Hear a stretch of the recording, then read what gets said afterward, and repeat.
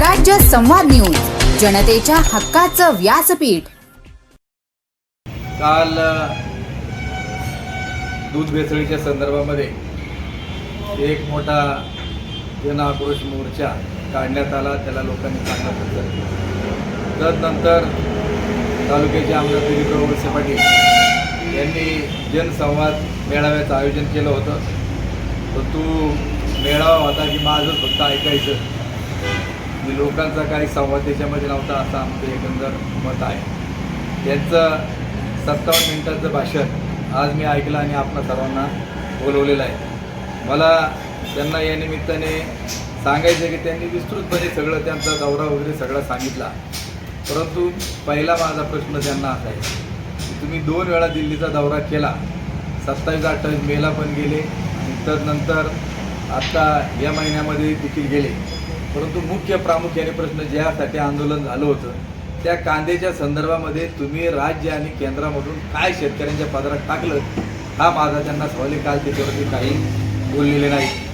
पुन्हा अधिवेशनात दुधावरच्या भेसळीच्या संदर्भात ते बोललेच नाही, ते आपण तुम्ही विचारल्यानंतर मी त्याचं सांगेलच, परंतु ते म्हटले काही लोक पर्यटनासाठी वर पाऊस झाल्यानंतर तिथं गेले।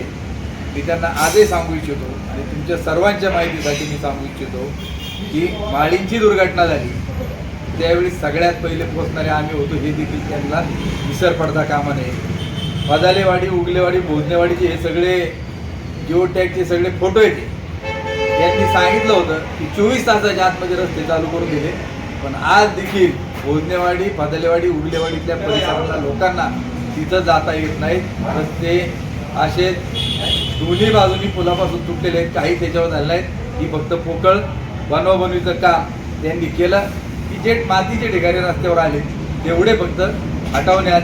आज आता मी सकाळीच विचारलं आपली लोकांना, ते म्हणले आज मशीन आलेलं आहे PWDचे यांनी तिथला आमचा तिथला तो रस्त्यावरला राडारोडा हटवायचं काम चालू आहे, हे देखील मी आपल्या सर्वांना क्लिअर करतो। पुन्हा याच्या संदर्भात ते बोलले की पर्यटनासाठी येतात का रील काढण्याकरता। मला त्यांना नम्रपणे सांगायचे की माळींची घटना 2014ला घडली आणि मग त्यावेळी देखील असं ठरलं होतं की जी गावं भविष्यकाळामध्ये बाधित होऊ शकतात, मग काळेवाडी वगैरे हा जो परिसर आहे जांभुरीच्या तिथला, मग 12 वर्ष झाली अद्याप काही तिथं झालेलं नाही आणि तुम्ही सांगता की मी तेवढ्यासाठी गेलेलो आहे, तर याची देखील मला आठवण त्यांना करायची। मुख्य उद्देश हा कालचा दूध भेसळीच्या संदर्भात होता, पण त्याच्यात हे रस्त्याचं काम झालं, रुग्णालयांचं हे झालं, तमूक झालं, अमुक तमूक, याच्यावरती सगळ्याबाबत त्यांनी वेगवेगळ्या प्रकारची मतं त्याच्यामध्ये मांडलेले आहेत। मी आपणाला या निमित्ताने सांगू इच्छितो की त्यांनी एक विषय मांडला की फक्त आमच्याच कार्यकर्त्यांच्या बाबत दूध भेसळीच्या बाबत बोलले, भाजपच्या वरती देखील छापेमारी झाली याच्यावरती ती काय बोलले नाही। आमचं म्हणणं तुम्ही समजून घ्या की आमचं जे म्हणणं आहे की दूध भेसळ करणारे जे 26 आरोपींची नावं आली, भेसळ करणारे आणि दूध घेणारे यांच्या संदर्भामधला आमचा विषय त्याच्यामध्ये आहे आणि त्यांना आम्ही सोडणार नाही।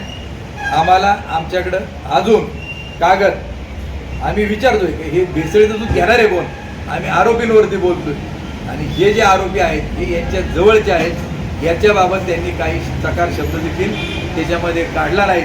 तो भाजपचा असो आमच्या पक्षाचा असो, त्या तांबडेच्या बाबत मी स्पष्टीकरण दिलेले आहे, त्यामुळे त्याच्यावरती न बोलता, त्यामुळं भाजपला नाही, तुमचा मित्र पक्ष आहे, तुम्ही सरकारमध्ये आहात, तुम्ही त्यांचा छडा लावा, हे देखील मला त्यांना सांगायचं। आणि म्हटले की लोकांच्या डोक्यामध्ये बऱ्याच जणांच्या भेसळ आहे, आता आमच्या डोक्यामध्ये भेसळ आहे का तुमचीच मिसळ झाली डोक्यात, हे त्यांनी शोधावं।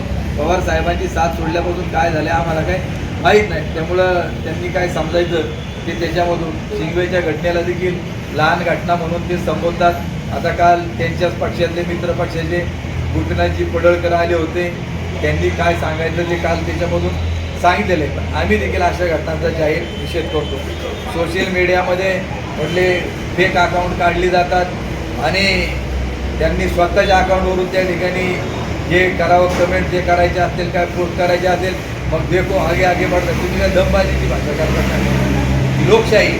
मला त्यांना सांगायचं तुम्ही एवढं सांगता फेक अकाउंट की वळसे पाटील साहेब हा आंबेगावचा नारद मुनी हे अकाउंट कोणाचं आहे, हे कोण चालवतो, याचं उत्तर तुम्ही दिलं पाहिजे।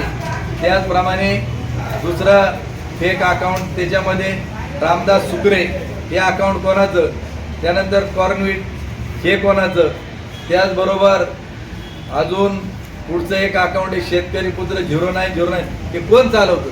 तुम्ही गृहमंत्री होता ना, तुम्ही याचा छडा त्या ठिकाणी लावा, आमची कोण आहे ती पण बंद करून टाका आणि तुमची जी आहेत ना ती बंद करून टाका. हे माझं जाहीर त्यांना उघड चॅलेंज याचं देखील त्यांनी मोक्ष काय असेल ते त्यांनी लावायचं काम आहे. माझ्या संदर्भामध्ये त्यांनी काही गोष्टींचा उल्लेख केला की रस्ते अडवतात. मला त्यांना जाहीर सांगायचं, देवदत्त निकमनी कुठला रस्ता जर अडवला असेल तर तुम्ही घेऊन सांगा कुठला आहे, काय तहसीलदारला पाठवा, त्याच्या प्रांताला कुठला पाठवा, कुठला रस्ता त्यांनी अडवलेला आहे त्याचं नाव आमदारांनी जाहीर करावं, नाहीतर त्यांनी माफी त्याच्या संदर्भामध्ये मागितली पाहिजे. त्याचबरोबर पतसंस्थेच्या बाबत बोलले की जवळपास 2005च्या दरम्यान एक पतसंस्था इतर सगळे पिंपळगाव भाड्यावरती असणारे भीमाशंकर जीप रिक्षा चालक मालक संघटना त्यांनी परवानगी काढली. मला त्यांनी सांगितलं की तुम्ही त्या संस्थेचे अध्यक्ष व्हा. म्हटलं मला काही वेळ नाही, म्हटलं तुम्ही असलं तर बरोबर. ती संस्था चालू झाली, त्याच्यानंतर कर्ज वाटप त्याच्यामध्ये झाली आणि तदनंतर ती पतसंस्था काही कारणास्तव की कर्ज जी वाटली गेली त्याच्यामधून पुन्हा रिकव्हरी झाली नाही आणि त्या मुलांना ती काही चालवता आली त्याच्यामध्ये नाही. तदनंतर आमच्या गावचे सरपंच गणेश यादव यांनी सांगितलं की मी पुन्हा चालू करतो.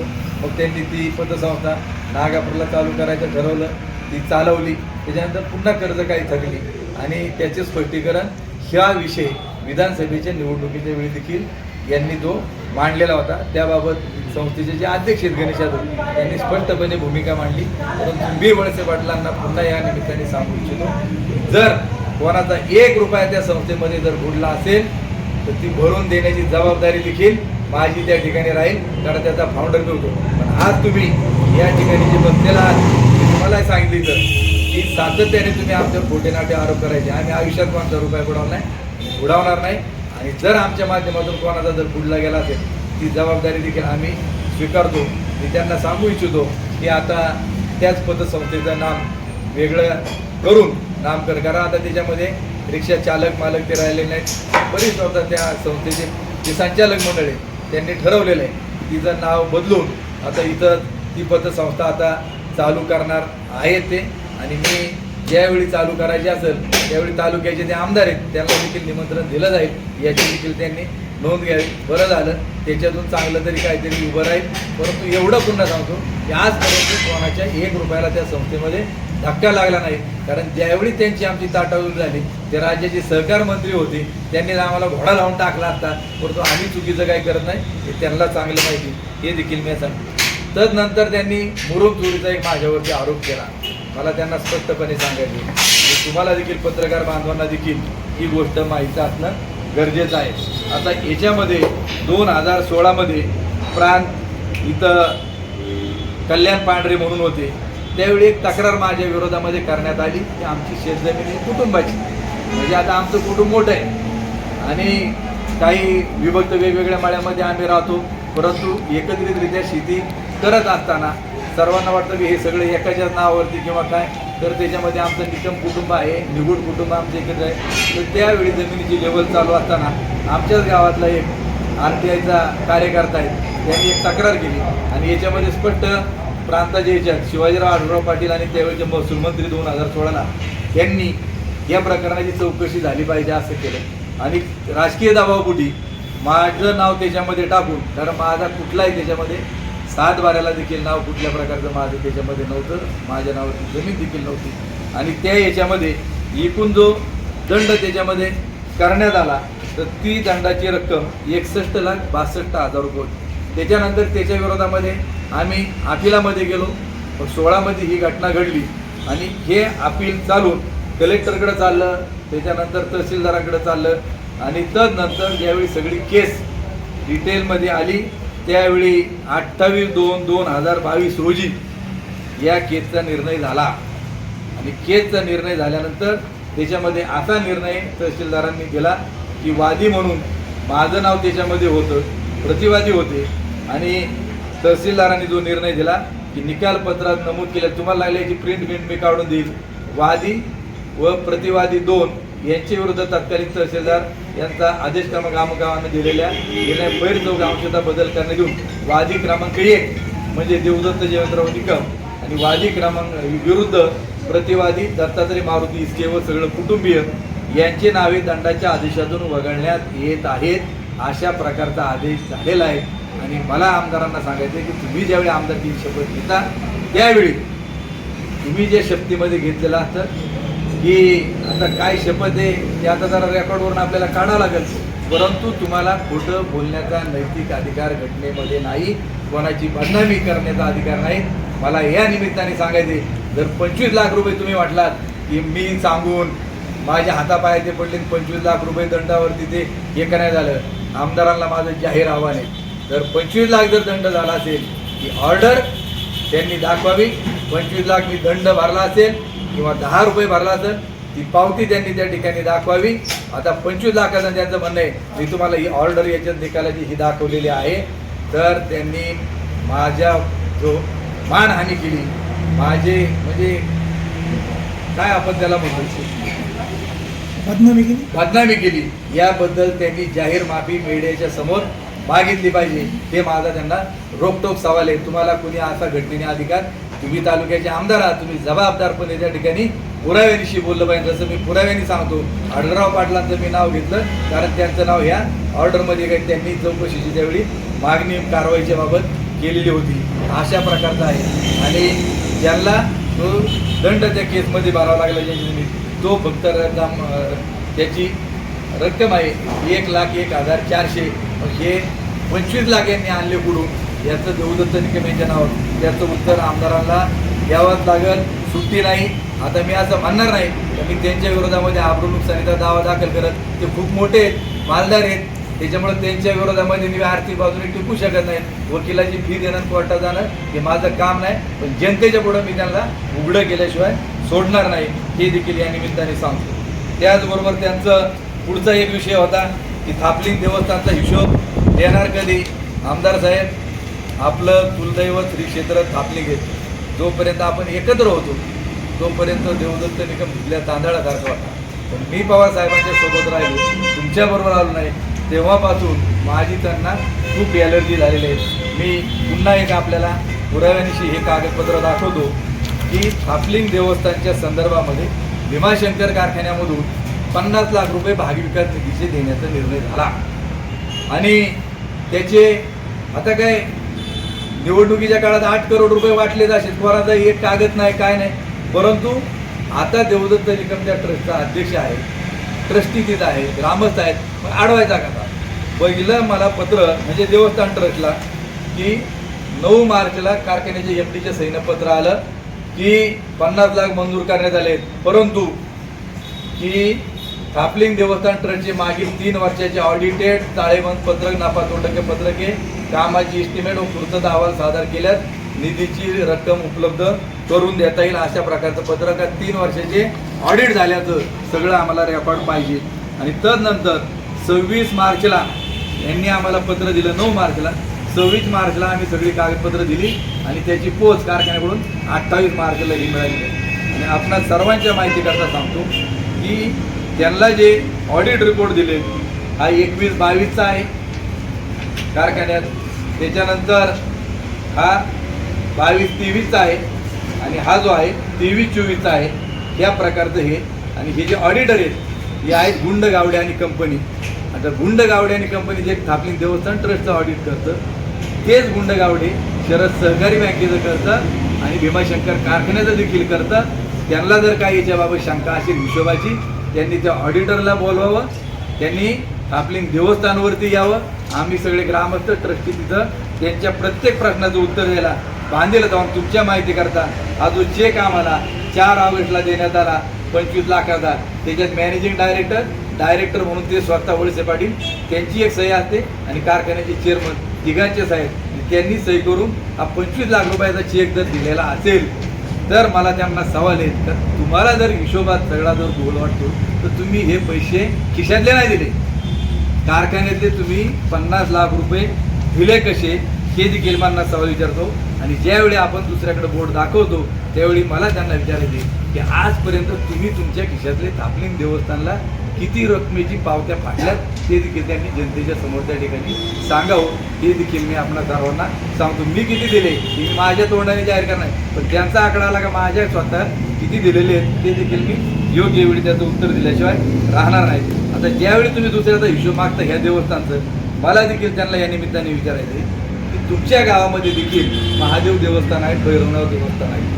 भैरवनाथ देवस्थान ट्रस्टचं तुमच्या गावातला अध्यक्ष कोण, तुमच्या कुटुंबातले का कोण, त्याचा हिशोब निर्गुणसर वाल्यांना दिला का? महादेव देवस्थान जे आहे तुमच्या गावातलं, तर त्या देवस्थानची जी 20 एकर जमीन आहे, आता कारखान्याचं तिथं रोपवाटिका वगैरे नर्सरी प्लॉट शेततळं कारखान्याने खर्च करून तिथं केले, तर ही जमीन देवस्थानकडून यांनी NCRDला ते स्वतःच्या संस्थेचे आहेत, ते अध्यक्ष आहेत का कुटुंबातलं कोणी मला नेमकं माहीत नाही, पण ते जे NCRDचे प्रमुख तेच आहेत, तर त्यांच्या नियंत्रणाखाली चालणारी ती राष्ट्रीय ग्रामीण विकास संस्था आहे. त्या संस्थेला ती महादेव देवस्थानची 20 एकर जमीन आहे आणि तदनंतर ती देवस्थान NCRDनं भीमाशंकर कारखाना दिले. भीमाशंकर कारखाना देखील त्यांना त्या जमिनीचा खंड देतोय.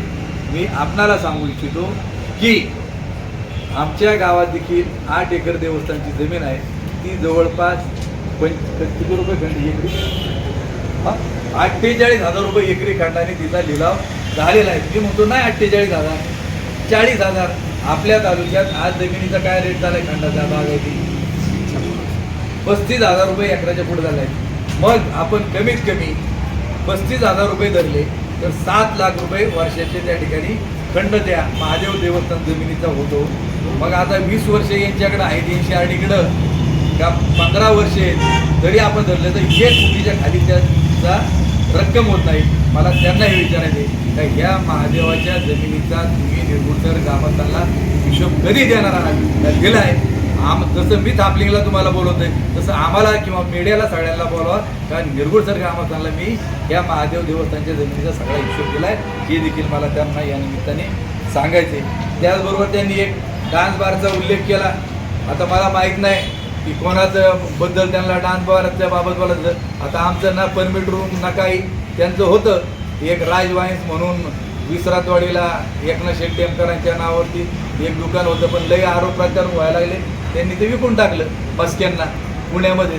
त्याच्यामुळं ह्या डान्स बारला कोण गेलेलं आहे, काय गेलेलं आहे, कोणाचं आहे. आणि तुम्हाला जर एवढं डान्स बारबद्दल वाईट जर वाटत होतं, तुम्ही राज्याचे उत्पादन खात्याचे एक्साईज मंत्री होतात, उत्पादन शुल्क राज्याचे गृहमंत्री होतात, RR आबांचं नाव झालं की त्यांनी डान्स बार बंदी केली. मग तुमच्या काळात हे बार चालू का होते, हा देखील माझा त्यांना सवाल या निमित्ताने आहे. तुम्ही आज देखील आमदार आहेत, तुम्ही का बारच्या विरोधामध्ये बोलत नाही? बार बंद केले आणि तुमच्या मांडीला मांडी लावून बसणारे आता किती बारवाले, किती वाईन शॉपवाले, त्यांना उमेदवारी कशा काय तुम्ही देता? याचा देखील मला त्यांना खुलासा या निमित्ताने विचारायचा आहे. आणि ते कोणाबद्दल नेमके बोलले ते कळलं पाहिजे. कुणी नेलं, कुठं नेलं, काय त्यांच्या क्लिप असतील, एकदा त्यांनी लोकांच्या समोर त्या ठिकाणी दाखवत नाही. पण मधल्या काळात निवडणुकीच्या वेळी आम्हाला पाहायला मिळालं तर यांनी सगळे कार्यकर्ते पुढं लोकनाथ गणपती पुढ्याला का अलिबाग कुठं नेले होते? अलिबागला तिकडे नेले होते. त्यावेळी सगळ्या बाऱ्या नाचताना डान्सच्या तुम्ही सगळ्यांनी पाहिलेल्या आहेत, कोण कुठं नाचतो, कोण कुठं नाचतो, ते लोकांना सगळ्यांना माहिती. त्यामुळे त्याच्याबाबत त्यांनी काय सांगायचं काही कारण नाही. बिबटेच्या बाबत देखील आंदोलनाच्या संदर्भात ते बोलले काय असेल ते. मला एक त्यांना विचारायचं आहे की आम्ही सगळे शेतकरी या जिल्ह्यातले सगळी लोक आली होती, जुन्नर, आंबेगाव, शिरूर सगळ्यांनी आंदोलन केलं, म्हणून एक निर्णय त्या ठिकाणी झाला का पकडलेला बिबट्या त्या ठिकाणी सोडायचा. आता ते म्हणले की हल्ले तिकडं झाले शिरूर तालुक्यात, आंदोलन आंबेगावला का बरं तुम्ही असं भेदभाव करायला लागले शिरूरवाले आणि आंबेगाववाले? अरे हा विषय राज्याचा आहे, देशाचा विषय, आणि त्याच्याकरता जर कोणी पुढाकार घेत असेल आणि या तालुक्यात कोणावरच हल्ला झाला, आपल्या ठाकरवाडीची काय नाव त्या महिलेचं, पूजा जाधव, नांदूरच्या ठाकरवाडीची महिला, तिच्यावर बिबट्याने हल्ला केला, ती त्याच्यामध्ये मयत झाली. तिच्याबद्दल तुम्हाला काय वाटत नाही? तुमच्याच मतदारसंघामध्ये जांबूत येत नाही, पिंपरखेड येत नाही, आणि सांगता का आंदोलन इकडं का केलं? मग मला त्यांना विचारायचे की आंदोलन जर तिकडची घटना घडली शिरूरमध्ये, आंबेगावमध्ये घडली, पण तुम्हाला माहीत नसेल, आंदोलन इथं का केलं? मला विचारायचं भीमाशंकर कारखाना हा आंबेगावमध्ये, पारगावमध्ये, मग तिथं तुम्हाला कारखान्याच्या वार्षिक सभेला गोंधळ घालायला शिरूरवाले चालतात, तिथं वाल्ल्या चालतो का तुम्हाला? त्याच्याबाबत नाही काय बोलायचं, याच्यावर त्यांनी उत्तर द्यायला पाहिजे. त्याचबरोबर एक कुटुंबाच्या संदर्भामध्ये देखील मे 2024मध्ये देखील मला देखील एका गुन्ह्यामध्ये अडकवण्याचा प्रयत्न केला. आमच्या कुटुंबामधल्या काही 2 लोकांना त्याच्यामध्ये आरोप करून त्याच्यात खोटे नोटे लोक पैसे देऊन निवडणुकीच्या काळामध्ये रुपाली चाकणकरला इथं आणून वेगवेगळ्या प्रकारचे आरोप माझ्यावर करण्यात आले, हे करण्यात आले. परंतु जे गुन्हे त्यावेळी दाखल झाले होते त्याचा निकाल देखील कोर्टामध्ये झाला आणि त्याच्यामधून निर्दोष मुक्तता आमच्या कुटुंबातल्या लोकांची. ते म्हटलं पुतण्या नाही, माझा चुलत भाऊ होता. आम्ही ते मी त्यावेळी सांगितलं, आजही सांगतो की आजही तुम्ही जाऊन पाहू शकता. जी घटना घडली ते कुटुंब तिकडच्या मळ्यामध्ये राहते, आम्ही इकडच्या मळ्यामध्ये राहतो. आमची जी शेती आहेत, बागा आहेत, त्या शेजारी तिथं असल्यामुळं काही डिटेल माहीत नाही. फक्त आता मी त्यावेळेला त्याच्यात बोलत न जाता त्याचा निकाल कोर्टाने दिला आणि त्याच्यातून निर्दोष मुक्तता केली. त्यामुळे आता हे आमची विनाकारण बदनामी करण्याचं काम त्यांनी करू नये, ते जबाबदार आहेत. त्यांनी पुराव्यानिशी बोलावं हे देखील मला या निमित्ताने त्यांना सांगायचे. त्याचबरोबर पुनर्वसनाच्या जमिनीच्या संदर्भामध्ये काय बोलले की ज्यावेळी कोणालाही जमीन घ्यायची असते तर त्यावेळी ती जमीन कोणालाही घेता येते. मग फक्त आदिवासीची जमीन कोणाला घेता येत नाही आणि जमीन घेता असताना सरकारची परवानगीनं घ्यावी लागते. मी स्वतः असेल, आमच्या कुटुंबातील व्यक्ती असतील, आम्ही देखील आमच्या गावामध्ये जमीन खरेदी केलेल्या आहे.